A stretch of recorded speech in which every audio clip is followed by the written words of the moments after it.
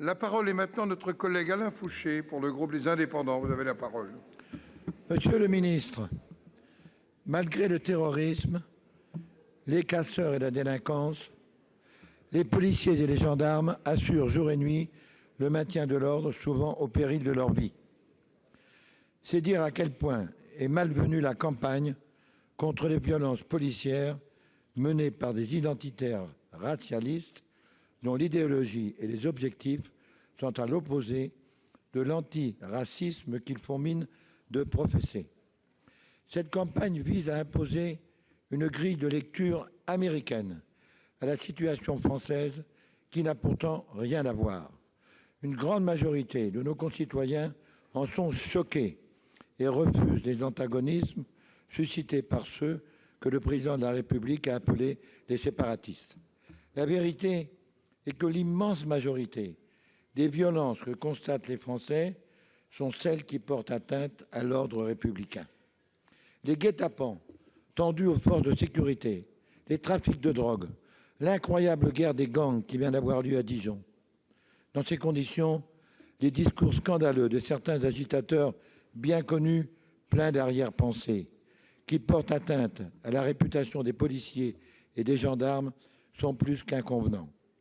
La police française n'est pas raciste et ses membres acceptent pleinement que les fautes de certains soient sanctionnées, car c'est la condition de leur exemplarité. Mais les forces de l'ordre doivent savoir qu'elles bénéficient de l'entier soutien des institutions de la République, de leurs autorités de tutelle et de la très grande majorité du peuple français. Monsieur le ministre, les syndicats de policiers demandent que vous réarmiez la police juridiquement, moralement et matériellement. Comment comptez-vous faire? Pour vous répondre, la parole est au ministre de l'Intérieur, M. Castaner. Vous avez la parole. Merci, Monsieur le Président, Mesdames, Messieurs les sénateurs. Monsieur le sénateur Fouché, vous l'avez dit, chaque jour, chaque nuit, à chaque instant, la police, la gendarmerie interviennent sur nos territoires, dans l'urbain, dans la ruralité, dans des moments de tension, dans le quotidien, pour protéger les Français.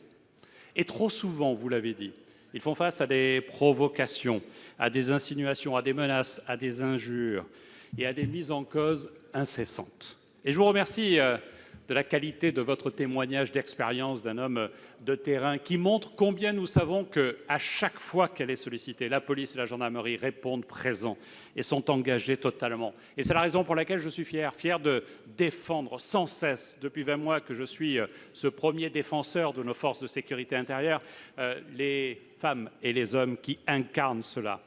Pourquoi? Parce qu'ils sont les gardiens de la paix. Ils sont les gardiens de ce que nous avons de plus précieux, le pacte républicain. Et vous avez raison, monsieur le sénateur. Il y a aujourd'hui des jeux politiques menés par certains agitateurs qui visent à casser le pacte républicain. Et pour agresser notre pacte républicain, que font-ils? Ils s'en prennent aux gardiens du pacte républicain, à nos policiers, à nos gendarmes.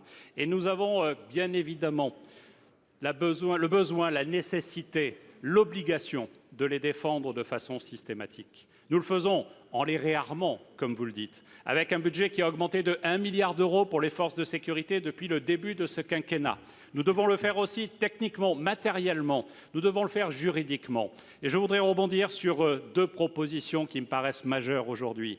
La première, c'est celle d'équiper de façon beaucoup plus massive nos forces de sécurité intérieure de caméras piétons efficaces, qui durent, avec des batteries suffisantes, pour faire en sorte qu'ils soient protégés dans le jeu des images qu'on leur oppose souvent. Et puis, ils doivent être défendus juridiquement. Et c'est la raison pour laquelle j'ai demandé qu'un groupe de travail autour du directeur général de la gendarmerie nationale et de la police nationale soit mis en œuvre pour que, systématiquement, quand ils sont victimes d'outrages, de violences, de menaces, ils aient une procédure simplifiée et que nous puissions leur assurer la garantie de la défense juridique à laquelle ils ont droit. Je vous remercie.